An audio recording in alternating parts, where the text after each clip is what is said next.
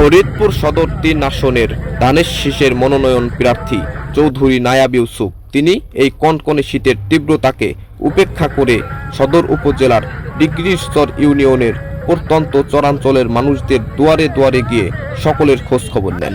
এ সময় নায়াব ইউসুফের সাথে উপস্থিত ছিলেন ডিগ্রিরচর ইউনিয়নের কৃতি সন্তান এবং বিশিষ্ট ব্যবসায়ী ও সমাজসেবক মোহাম্মদ রুবেল হোসেন দুলাল।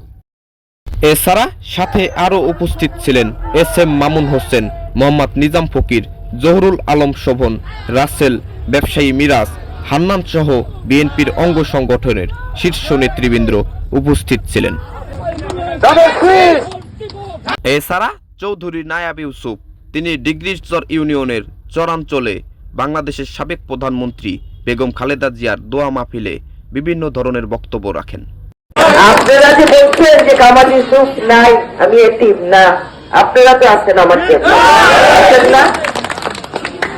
কামাল ইউসুফ জেনে গেছে, কিন্তু সে জানে যে আমার মেরে আমি চরের মানুষের কাছে রেখে গেছি, ফরিদপুর মানুষের কাছে রেখে গেছি, সেই জন্য তার আত্মা শান্তিতে আছে।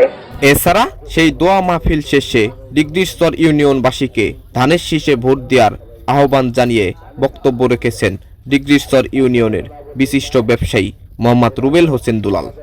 আমাকে যারা ভালোবাসেন, চৌধুরী নায়াব ইউসুফ আচাকে যে ভালোবাসেন, কামাল ইউসুফকে যারা ভালোবাসেন, সবাই ইনশাল্লাহ ধানের শীষে ভোট দিবেন।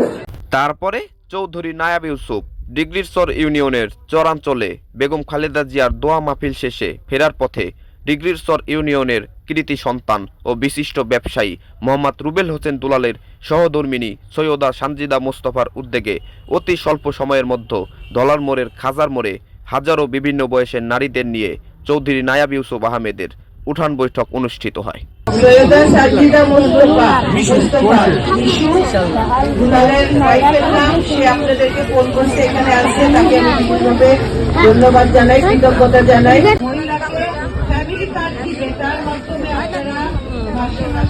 আর এস শুভ, এটিভি নিউজ, ফরিদপুর।